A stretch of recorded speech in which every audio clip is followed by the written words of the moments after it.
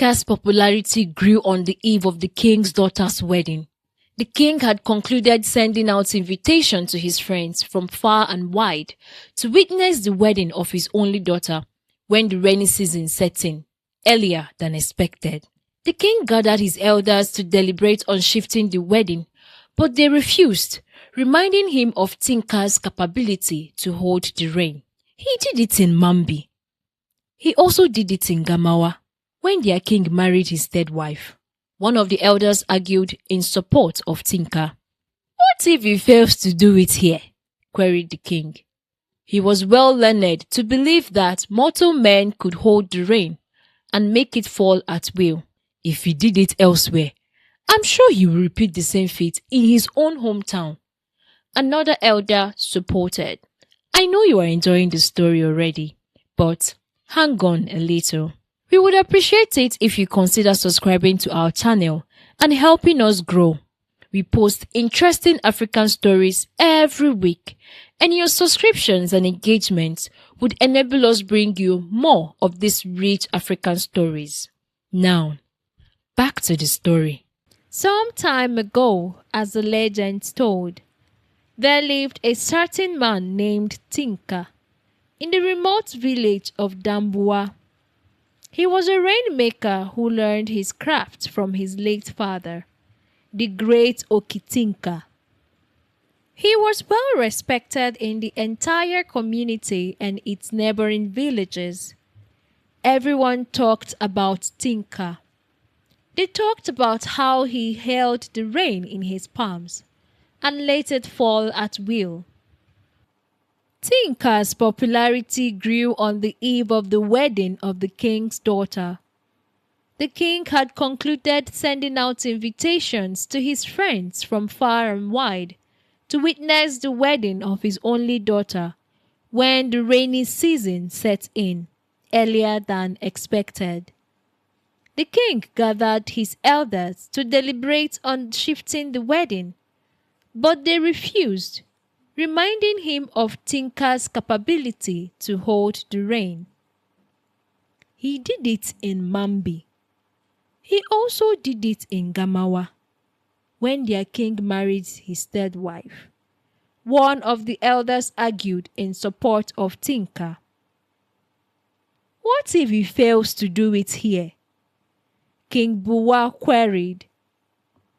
He was well learned to believe mortal men could hold the rain and make it fall at will.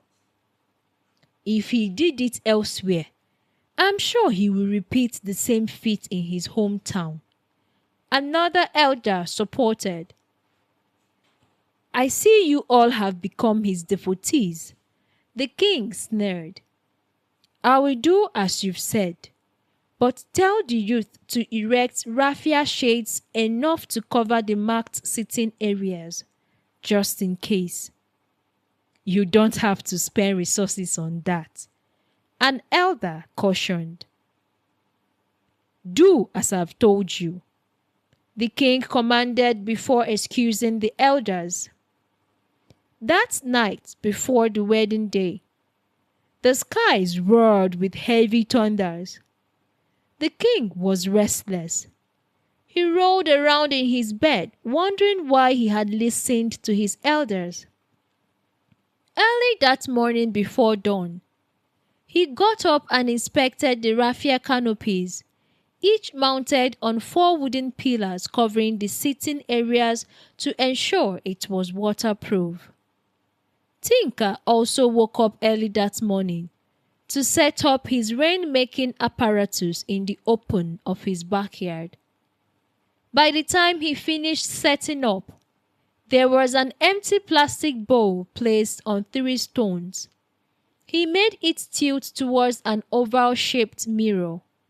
He continued adjusting the mirror till he could see the rising sun directly in the middle of it, before he brought out a stool which he was going to sit on. Words have it that he would sit on the stool and hold up a small wooden staff throughout the period of the event if he wanted to hold the rain, and that he would hold down the staff if he wanted to make the rain fall. The dark skies above Dambuwa began to brighten as soon as King's guests began to arrive. It stayed so throughout the wedding event as the couple danced and the guests made merry. The king was so happy that he invited Tinka the following day and rewarded him generously. He also gave him the special title of the one who holds the rain. Tinka was overjoyed. He appreciated the king for his generosity and recognition. He used the monetary gift to complete his mother's bungalow, where he moved in with his wife and 3 daughters. From then on, Tinka began to dress like the elders who wore only white robes.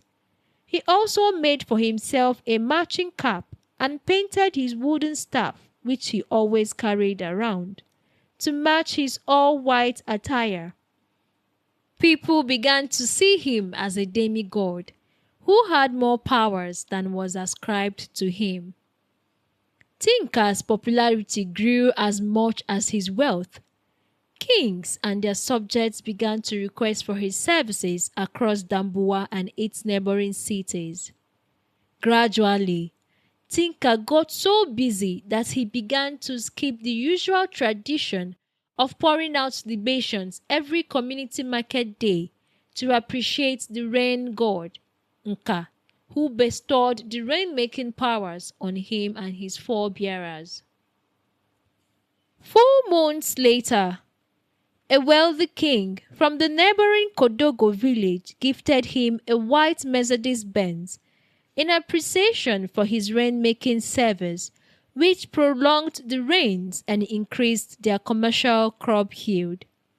He also informed Tinka that his son would like to take his daughter Zana's hand in marriage.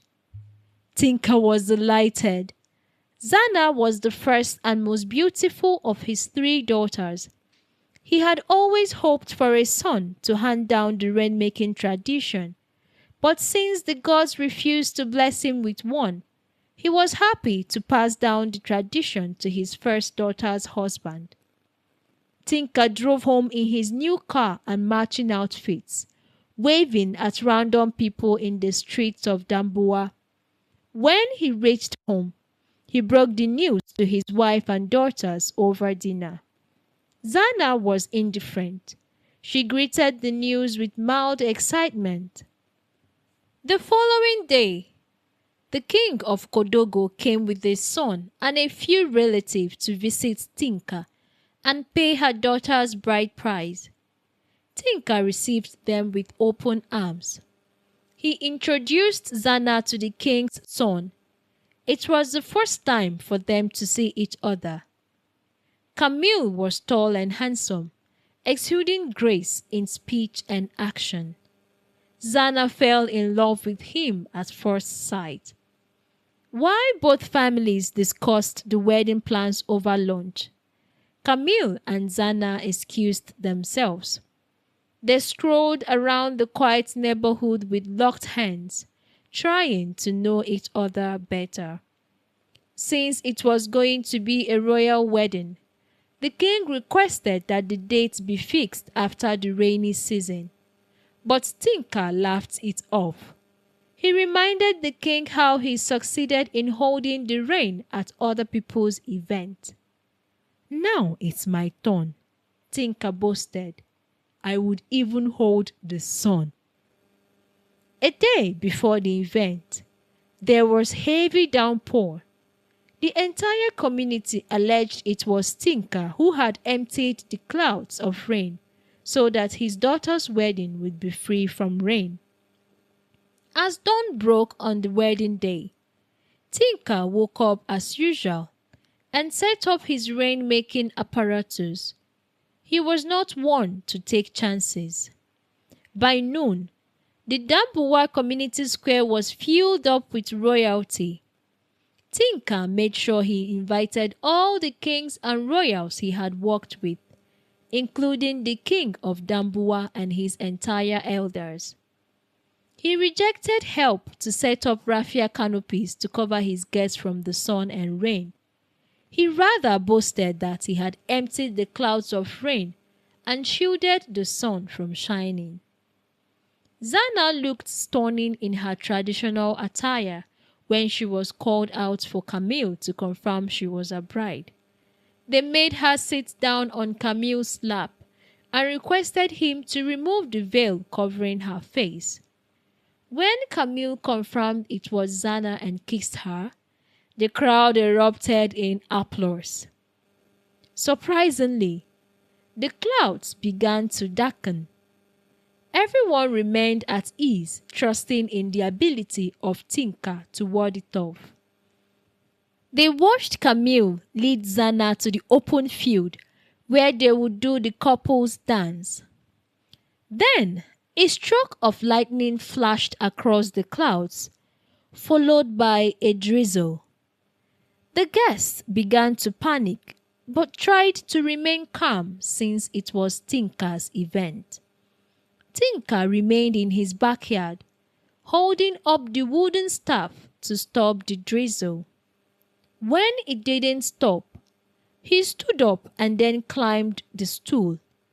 But rather than stop, the drizzle turned into a heavy downpour that came with winds that upturned his rain-making apparatus.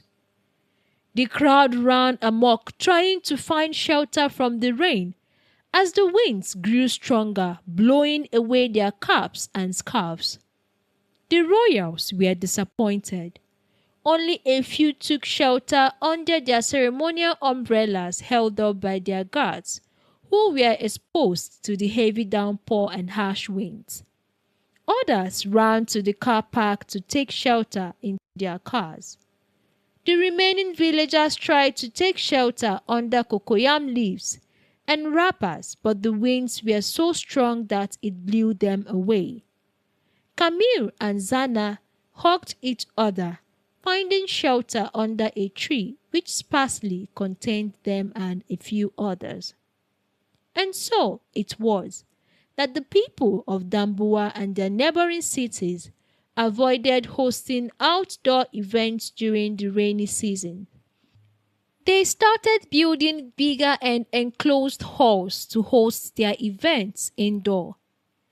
And like the story goes, Camille and Zana lived happily ever after, but TINKA had all his titles stripped, and he was never contracted to hold the reins ever again. And with that, we come to the end of today's episode. Remember to subscribe to our channel so you can be notified when our next story is available. Thank you for joining us and catch you soon.